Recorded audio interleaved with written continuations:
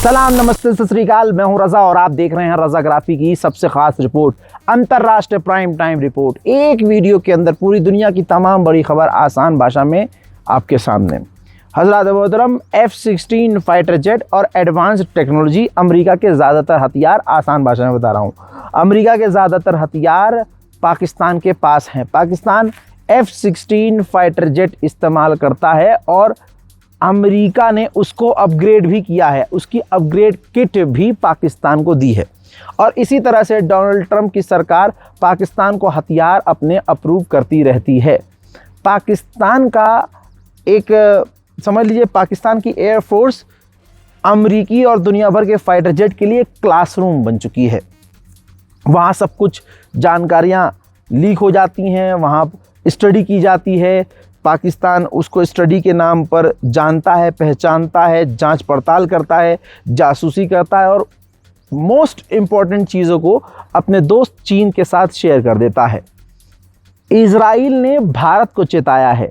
देखिए, ये रही आपके सामने रिपोर्ट। कोई भी जुमला मैं अपने मन से नहीं बोल रहा हूँ, ये हमारी रिसर्च है और आपके सामने मैं रख रहा हूँ सबूत के साथ।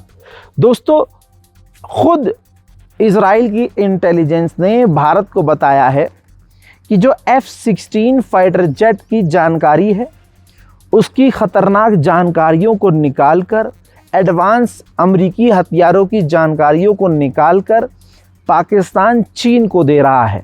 और फिर चीन उस स्ट्रेटजी को बना रहा है जिसके ज़रिए भारत के तगड़े से तगड़े फाइटर जेट और अमेरिका के जो हथियार हम इस्तेमाल कर सकते हैं या करते हैं, उसको बाईपास किया जा सके। चाइना हर इंफॉर्मेशन F-16 की हासिल करके भारत के खिलाफ तैयारी करने में लगा है। लेकिन क्या फ़र्क पड़ता है भाई, मोदी को सिर्फ़ और सिर्फ हिंदू मुसलमान से मतलब है। हर मुद्दे में हिंदू मुसलमान। कॉकरोच जनता पार्टी का प्रदर्शन आपने देखा, क्या था वहाँ पे? वहाँ तो हिंदू मुसलमान भी नहीं था, लेकिन हिंदुत्व आतंकी संगठन के वहाँ पर हिजड़े पहुँच गए। चाहे वो रिधिमा हो, चाहे कोई और हो, वहाँ भी जाकर उन्होंने, बताइए, जो कॉकरोच जनता पार्टी का फाउंडर है अभिजीत, उसको ही आतंकी, उसको सुअर, उसको हरामी, उसको गद्दार कह दिया।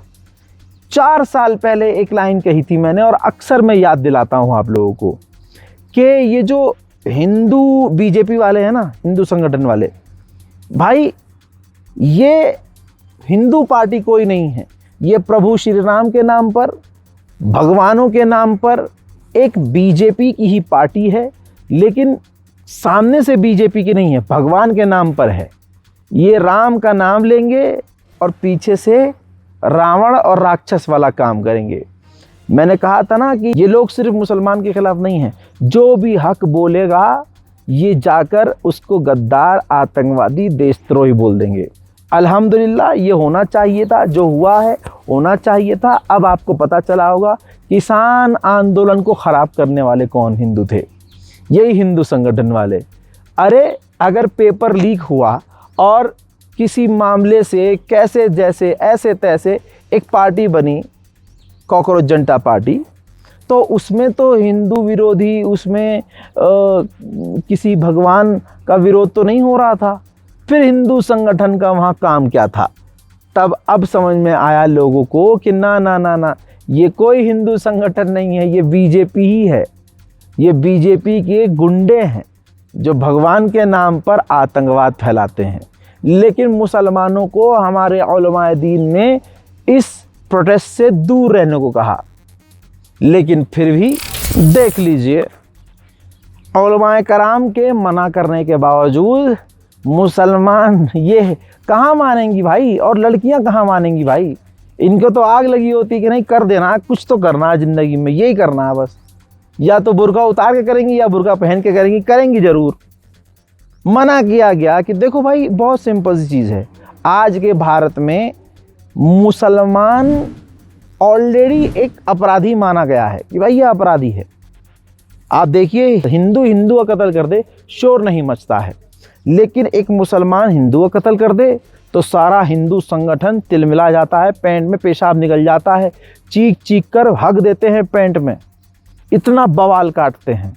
यही इनका दोगला मिजाज है। अब अगर आप किसी प्रोटेस्ट में शामिल हो रहे हैं तो आप ऑलरेडी इस भारत के दोयम दर्जे के नागरिक बना दिए गए हैं। एक भीड़ है, उस भीड़ में वो सारी हिंदू भीड़ है, उस भीड़ में 4 मुसलमान हैं और सरकार नहीं चाहती है कि प्रोटेस्ट हो, तो सरकार उस भीड़ में उन 4 मुसलमानों को गिरफ्तार करेगी, हिंदुओं को नहीं करेगी। ये बात बहुत क्लियर थी और है। तमाम प्रदर्शन उठाकर देख लो। अब मान लीजिए 1% उसमें मुसलमान गया, तो क्या उसने अपनी आंखों से नहीं देखा कि वहाँ पर हिंदू संगठन भी पहुँचे हुए थे और वो उन हिंदुओं को ही, जो बेचारे छात्र हैं, जो कल तक खुद बीजेपी को सपोर्ट करते थे, आज वो एजुकेशन सिस्टम से परेशान होके उस प्रोटेस्ट में शामिल हुए, तो हिंदू संगठनों ने उन्हें भी आतंकवादी कह दिया। यानी अगर मोदी का विरोध करोगे, विरोध भी कहाँ कर रहे थे, मोदी से सवाल कर रहे थे, एजुकेशन मिनिस्टर से रिज़ाइन मांग रहे थे, बस ये भी नहीं कह रहे थे कि भाई सरकार पलट दो, सरकार बदल दो, सरकार क्या ना, वो तो कह रहे थे भाई अच्छा एजुकेशन मिनिस्टर बदलने की बात कर रहे थे। भाई बीजेपी अगर उस एजुकेशन सिस्टम को ठीक करना चाहती तो एजुकेशन मिनिस्टर को हटाकर भाई बीजेपी अपना दूसरा बना देती, भाई एजुकेशन मिनिस्टर कोई पढ़ा लिखा। यही तो मांग थी, गलत मांग तो नहीं थी। लेकिन वहाँ हिंदू संगठनों ने माहौल बनाया कि ये तो देश विरोधी बातें हो रही हैं, ये तो शर्जीले माँ वाली बातें हो रही हैं। अरे सही बात कर देना कोई देश विरोधी बात हो जाती है क्या? और मोदी भारत हो गया है क्या?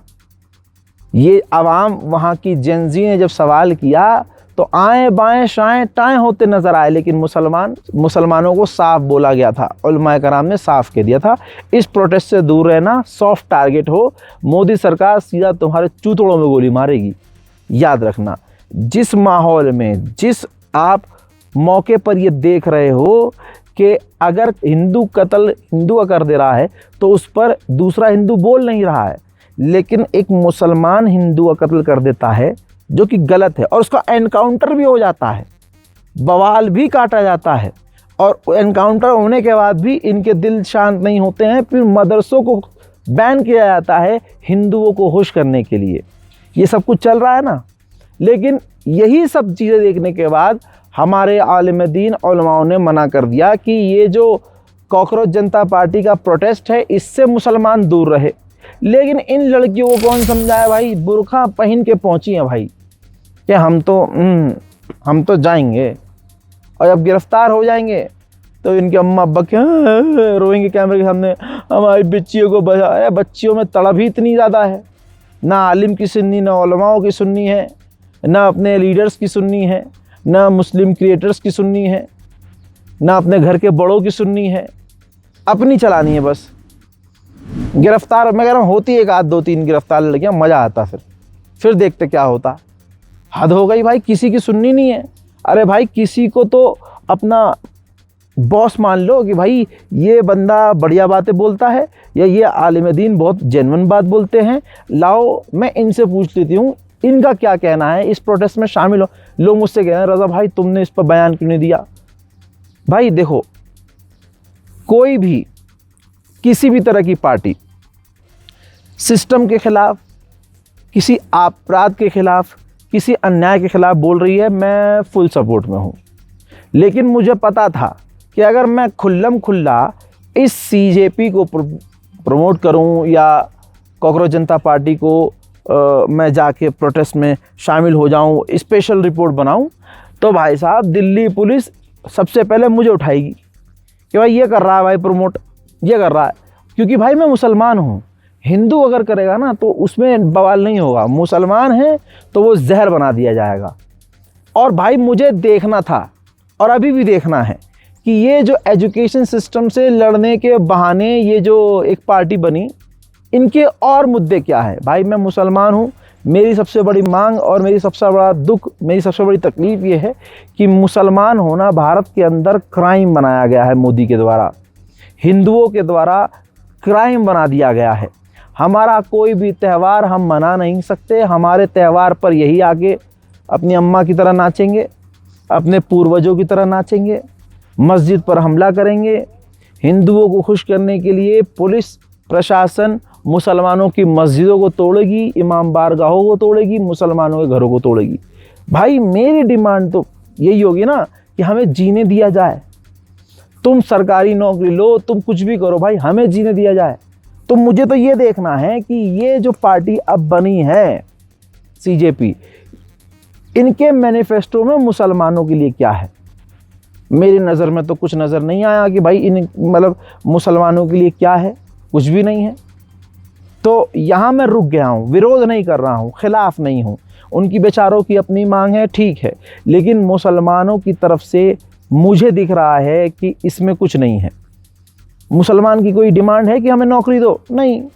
मुसलमान क्या कह रहा है कि मतलब हमें बंगला दे दो, हमें ज़मीन दे दो? नहीं। मुसलमान कह रहा है भाई हमें जीने तो दो, हमें अपने त्यौहार मनाने दो कानूनी तरीके से। जो मतलब होली सड़कों पर खेली जा सकती है, सारे कांड सड़कों पर किए जा सकते हैं, लेकिन उत्तर प्रदेश में बैठा हुआ कोई चिंगाड़ कर गंदा सा मुंह लेकर गंदी ज़बान चलाता हुआ कहता है कि भाई बहनों आज सड़क पर कोई नमाज नहीं पढ़ सकता। अबे चूरन, कोई सड़क पर नमाज नहीं पढ़ता। सड़क पर नमाज तब पढ़ी जाती है जब मस्जिद में जगह नहीं बचती। और ये जो कावड़ लेके जाते हैं, ये पूरे हिंदुस्तान का आधा रोड जाम हो जाता है, उसका क्या? उस पर मुंह इनका जो है कुत्ते जैसा तो है और वो सूअर जैसा बन जाता है। बयान आप खाली सुनो उनके, सिर्फ गंदे बयान, मुस्लिम विरोधी बयान। तो मुसलमानों की यही तो चाहत है कि भाई हमें इस हिंदुस्तान में प्यार मोहब्बत से जीने दिया जाए, हमसे सौतेला व्यवहार ना किया जाए। तो अब देखना ये है कि ये जो कॉकरोच जनता पार्टी है मुसलमानों के लिए अपने मैनिफेस्टो में क्या रखती है। उधर दोस्तों पाकिस्तान ने गिलगित बल्तिस्तान में आज के दिन चुनाव रखा है और भारत ने पहले ही विरोध दर्ज कर दिया है कि ये इलाका हमारा है जिस पर पाकिस्तान का कब्ज़ा है और यहाँ पर चुनाव करके वो इलाका पाकिस्तान का नहीं हो सकता। अब मेरा कहना यह है कि किसी बयानबाजी से क्या होगा? है तुम्हारे इतना दम तो भैया ऑपरेशन सिंदूर जारी करो, दोबारा करके दिखाओ, और इस बार गुलाबी सूअर के कहने पर बंद मत कर देना लड़ाई, एंड तक लड़ना। 2 दिन की कोई लड़ाई होती है? डे 1 में ही वो भारत के वो जो तथाकथित मेजर गौरव आर्या जो टीवी पे उछल रहा था कि देखो इस्लामाबाद पर भारतीय फौज ने कब्जा कर लिया, हमारे अंडों पे कब्जा करके दिखा दे तू, बहुत बड़ी बात है। पाकिस्तान पर कब्जा कर लिया और उसके बाद भी भारत की आवाम को, भारत की जनता को देखो, मेजर गौरव आर्या का किसी ने विरोध नहीं किया कि भाई साहब नेशनल टीवी चैनल पर तुम ये वाली बातें कर रहे थे कि हमने इस्लामाबाद पे कब्जा कर लिया। मैं तो खुद तैयारी में था यार, सूअर ने कह दिया है तो हमने कब्जा कर लिया होगा, अब तो नाश्ता इस्लामाबाद में करेंगे। तो दोस्तों अब जो पाकिस्तान को ये कह रही है गवर्नमेंट, ये जो मोदी सरकार है बड़ी हिम्मत वाली है, 56 इंच वाली, ये जो कह रही है कि भैया ये जो गिलगित बल्तिस्तान है हमारा है। भाई हमारे डिफेंस मिनिस्टर ने, बीजेपी ने कितनी बार कहा कि इस बार सरकार बना दी जाए तो हम अपनी उस ज़मीन को आज़ाद करा लेंगे, हम पीओके आज़ाद करा लेंगे। कराओ ना यार, कब कराओगे? मोदी भी तो इंसान ही है ना यार, हैं? 2000 साल जिएगा क्या? हमें तो अभी देखना है, अभी 1 डेढ़ साल 2 साल 3 साल 4 साल निकल चुके हैं, निकले आ रहे हैं कि भाई जब भी चुनाव आएगा जी पाकिस्तान से हम अपनी ज़मीन आज़ाद कराओ ना भाई। आज़ाद कराने के नाम पर क्या होता है? हिंदू मुसलमान, सिर्फ हिंदू मुसलमान। जैसे ही चुनाव आएगा कहीं धमाका हो जाएगा, जैसे ही चुनाव आएगा कहीं बवाल कट जाएगा, जैसे ही चुनाव आएगा हिंदू मुसलमान हो जाएगा, जैसे ही चुनाव आएगा जहाँ पर सही लोग सही सवाल करेंगे कि भैया नौकरी कहाँ है, सड़कें कहाँ हैं भाई, एजुकेशन सिस्टम ठीक करो, बेरोज़गार जो हिंदू हैं बेचारे उन्हें ही रोज़गार दो, मुसलमान को भाई जीने। जब ये ऐसी बातें की जाएंगी ना तभी एकदम से कहीं ना कहीं या तो आतंकी हमला हो जाएगा। आप देखो तो सही, आतंकवाद भी, जो आतंकवादी संगठन है ये भी यार किसका साथ देते हैं, किसका सपोर्ट करते हैं भाई? ये वैसे कभी नहीं कर पाएंगे कुछ, लेकिन जैसे ही भारत में चुनाव का माहौल होगा या आतंकवादी पता नहीं किसको सपोर्ट करते हैं उसी टाइम अटैक कर देते हैं कि ले बेटा अब देखो, और सीधा एक तरफा बीजेपी जीत जाती है। और कितना खुल के बोलूँ मैं। बहरहाल भारत ने सख्ती से विरोध किया है और कहा है कि गिलगित बल्तिस्तान के इलाके में अगर पाकिस्तान चुनाव करवा लेता है तो इसका मतलब ये नहीं है कि वो ज़मीन उसकी हो गई है। हज़रात मोहतरम, वहीं भारत ने पाकिस्तान से साफ कह दिया है कि वाटर ट्रीटी एग्रीमेंट हम तब तक सस्पेंड रखेंगे जब तक पाकिस्तान क्रॉस बॉर्डर आतंकवाद खत्म नहीं कर देता। पूरी दुनिया में भाइयों बहनों, पूरी दुनिया में डंका बज रहा है। अमेरिका में बज रहा है कि नहीं बज रहा है, फ्रांस में बज रहा है कि नहीं बज रहा है। मोदी से ये करवा लो। अब मोदी ने जितना ये किया उतना ही देश बर्बाद हुआ। चलिए लिखित में बात करूंगा, रिपोर्ट आपकी स्क्रीन पर है। डोनाल्ड ट्रंप खुद एक दोगला आदमी है। मोदी और ट्रंप एक दूसरे को, मोदी जो है नमस्ते डोनाल्ड ट्रंप करता रहेगा और वो आए दिन गुलाबी सुअर आए दिन भारत का अपमान करते हुए कभी बैन लगा देगा, कभी भाई टैरिफ लगा देगा। और अभी 4 दिन पहले उसने बयान दिया था, मैंने आपको यहीं से रिपोर्ट दी थी कि इतनी घटिया बातें करी हैं ट्रंप ने। कहा कि अब तक भारत हमसे पैसा कमाता था और आज उल्टा हम भारत से पैसे कमा रहे हैं और हमारी डील जल्द होने वाली है। इस तरह की बातें गुलाबी सुअर ने की, लेकिन मजाल है मोदी के मुंह से एक शब्द खिलाफ में निकल जाए। अबे भाई क्या कहें, एक कॉल से जब पतलून गीली हो जाए तो सामने से कुछ बोला थोड़ी नहीं जा सकता है। डरपोक तो 56 इंच की छाती नहीं, 56 इंच की पीठ है। यही सच्चाई है। अब 1 साल के अंदर इसी डोनाल्ड ट्रंप की सरकार ने इसी 1 साल के अंदर 1076 से ज़्यादा भारतीयों को भारत डिपोर्ट किया है। अमेरिका में जाकर रह रहे थे जो भारतीय, और जब मोदी जी पहुंचते थे तो मोदी का वेलकम कर, मोदी को देख लिया हमने, भगवान को देख लिया, मोदी जी को देख लिया हमने, भगवान, मोदी जी ग्रेट, मोदी जी ने किया जो बहुत अच्छा किया। और उनसे पूछ लेते थे कि मोदी जी ने क्या किया है तो मुँह से बोला नहीं जाता था। अबे अगर मोदी जी ने इतना बढ़िया काम किया है और भारत माँ इतनी तरक्की कर रही है तो अमेरिका में तुम अपनी माँ बहनें क्यों करा रहे हो भाई, भारत आओ। अब ये काम मुसलमानों की दिल की बात लगता है ट्रंप ने सुन ली और ट्रंप ने 1000 से ज़्यादा इसी 1 साल के अंदर भारतीयों को भारत डिपोर्ट कर दिया और आगे भी इंशाल्लाह इसी तरह से काम जारी रहेगा। तो अब इस पर भी मोदी सरकार की औकात नहीं है कि गुलाबी सुअर की यानी डोनाल्ड ट्रंप की आलोचना कर सके। पूरी दुनिया में बज रहा है कि नहीं बज रहा है, अजी बज रहा है घंटा हमारा। उधर आखिरकार नेपाल के विदेश मंत्री भारत आ गए हैं और भारत के साथ मिलकर उन्होंने कई अहम मुद्दों पर बात की है। यूपीआई पेमेंट को लेकर बात की है, बॉर्डर के और भी, जैसे कि एक और रिपोर्ट आपकी स्क्रीन पर है। इस रिपोर्ट में देखिए भारत के कहने पर नाराज़गी व्यक्त करने पर जो बॉर्डर पर जो टैक्स लगता था सामान ले जाने लाने में, उसकी फ़ीस को कम किया है इस बालन शाह की सरकार ने। और भी जो बॉर्डर पर तनाव चल रहे थे, भाई भारत से जो लोग जा रहे थे सामान लेकर या नेपाल से सामान लेके इधर आ रहे थे, तो चेकिंग बड़ी ख़तरनाक कर रखी थी, ज़बरदस्ती लोगों को परेशान करने वाला मामला था, वो बालन शाह की सरकार ने फ़िलहाल के लिए ख़त्म कर दिया है। चाइना और पाकिस्तान भारत के लिए बहुत बड़ा ख़तरा है, इसमें कोई दो राय नहीं है। इसीलिए जर्मनी से 8 से 9 सबमरीन लेने की तैयारी में भारत है। नाम अभी कंफर्म नहीं है कि किससे हम लेंगे, लेकिन जर्मनी का नाम आ रहा है। लेकिन मोदी का दोगलापन ये देखिए कि जब पता है कि चाइना भारत के लिए बड़ा खतरा है तो चाइना से हाथ काहे मिला रहे हो भाई। तुम्हें जब पता है कि तुम्हारे सबसे बड़े दुश्मन पाकिस्तान का सबसे बड़ा साथी चाइना है, तब तुम चाइना से क्यों कर रहे हो भाई। यही सवाल जब हम पूछ लेते हैं तो फड़फड़ाने लगते हैं हिंदू संगठन, जबकि हम ना किसी माता का अपमान करते हैं, न किसी प्रभु का अपमान करते हैं, न किसी देवता का अपमान करते हैं।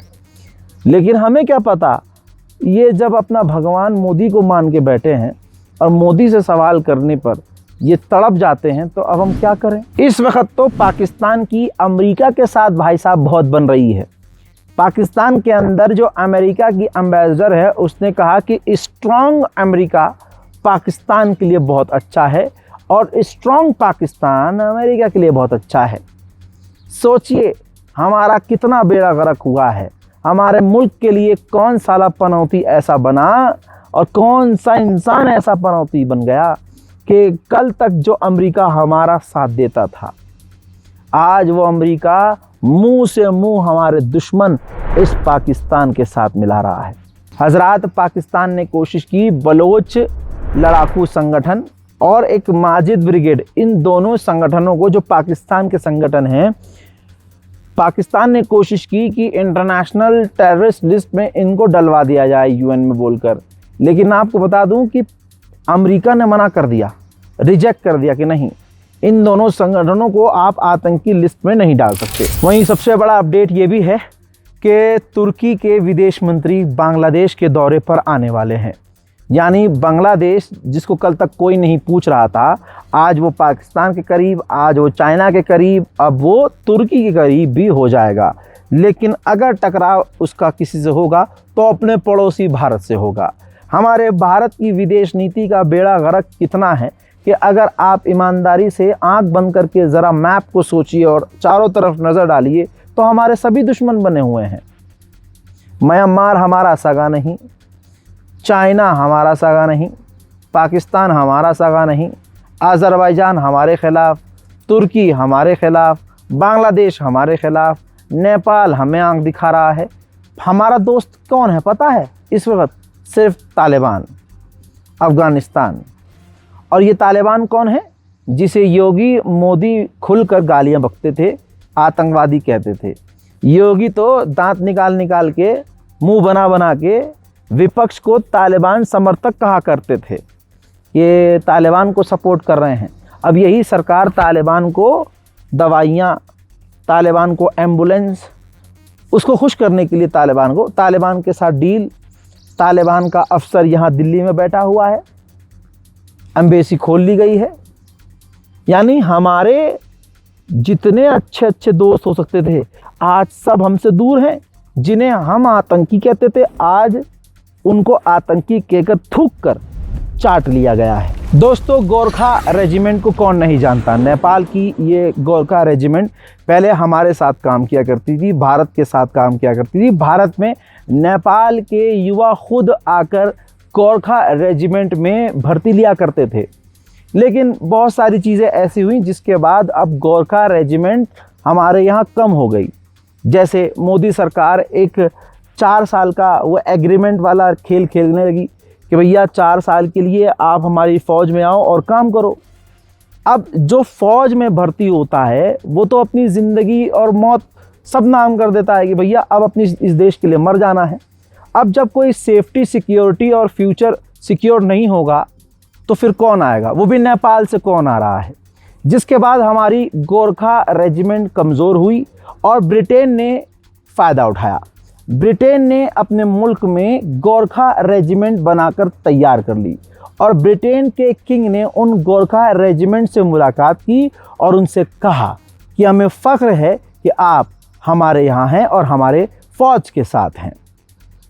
सोचिए, यही गोरखा रेजिमेंट कल भारतीयों के साथ थी, भारतीय फ़ौज के साथ थी, अभी भी है, लेकिन तमाम रिपोर्ट्स आप देख सकते हैं कि गोरखा रेजिमेंट में काफ़ी कमी आ गई है। नेपाल के युवा भारत आकर गोरखा रेजिमेंट में शामिल नहीं हो रहे हैं। उधर नॉर्थ कोरिया के तानाशाह किम जोंग उंग फिर एक बार हथियारों की खेप पे पहुंचे हैं और अपने एक ऐसे युद्धपोत पर पहुंचे हैं जो परमाणु कैपेबल है। लगातार नॉर्थ कोरिया परमाणु हथियार बना रहा है और सबसे ज़्यादा परमाणु हथियार बना रहा है, लेकिन मजाल है कि अमेरिका इसे रोक सके। यही तो बात है, जिसके पास परमाणु है, जो परमाणु बना चुका है, उससे अमेरिका कुछ नहीं कह पा रहा है। लेकिन जिसने पहले ही मना किया है कि हम परमाणु बनाएंगे ही नहीं, उस ईरान पर इस अमेरिका ने अटैक कर दिया और जिस हमले की वजह से आज सारी दुनिया मुसीबत में फंस चुकी है। ये ज़िद्दी डोनाल्ड ट्रंप पूरी दुनिया को एक गेम की तरह देख रहा है और अपने ही फायदे के लिए कभी ये कनाडा पर कब्जा करने की बात करता है, कभी ये ग्रीनलैंड पर कब्जा करने की बात करता है। कल इसने फिर से क्यूबा पर कब्जा करने की बात की। वेनेजुएला के राष्ट्रपति और उनकी धर्मपत्नी को सबके सामने किडनैप कर लिया। लेकिन मजाल है पूरी दुनिया का कोई एक देश खड़ा होकर अमेरिका का, इस ट्रंप का विरोध करे। फुल दादागिरी और जिसे कहेंगे बदतमीजी, घटियापन पर उतारू है डोनाल्ड ट्रंप। दोस्तों, यूक्रेन और रूस का भी अपडेट अब आप ले ही लीजिए।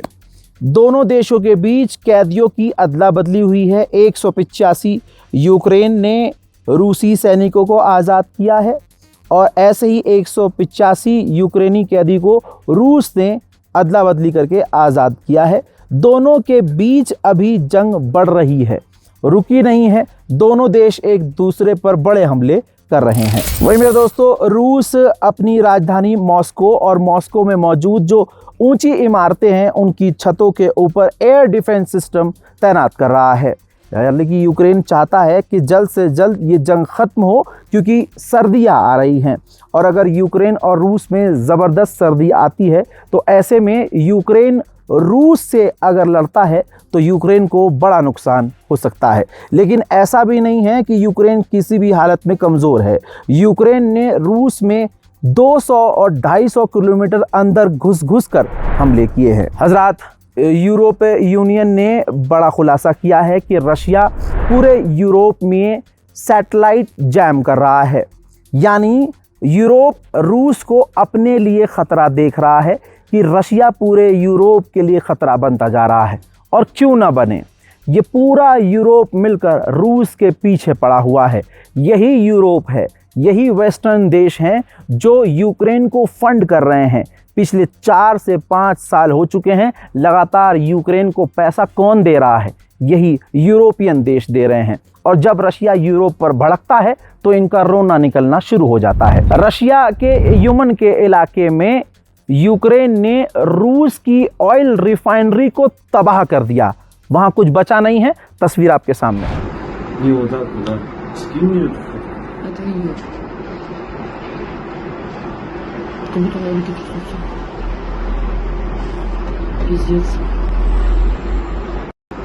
Не вот так, да. Скинь мне эту фотку. Это ее.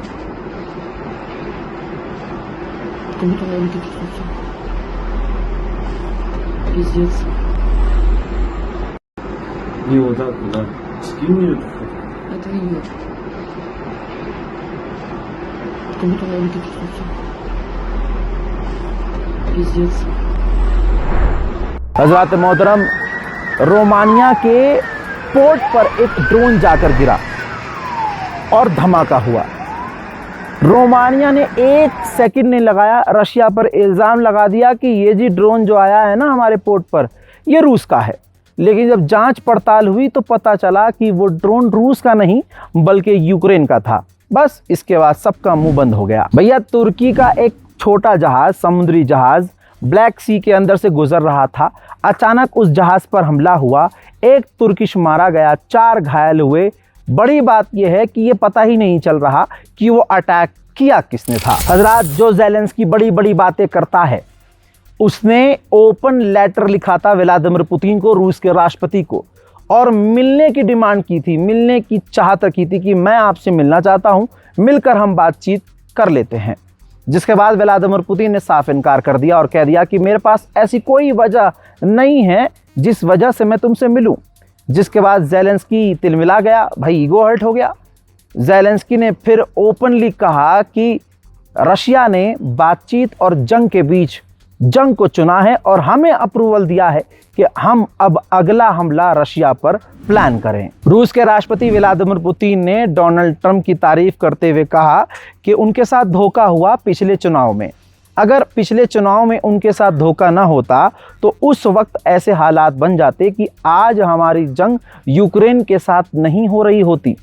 फिलहाल अभी की स्थिति यह है कि हम अपने एयर डिफेंस सिस्टम्स को मजबूत कर रहे हैं और लंबी जंग के लिए तैयार हैं। ब्रिटेन की इंटेलिजेंस ने खुलासा किया है कि हमारी इन्वेस्टिगेटिव रिपोर्ट से ये पता चला है कि सन 2030 तक नेटो के देशों पर रशिया हमला कर सकता है। हमेशा की तरह, रोज की तरह, मैं आज आपको फिर एक ऐसा मंजर दिखाऊंगा। तस्वीर आपके सामने है।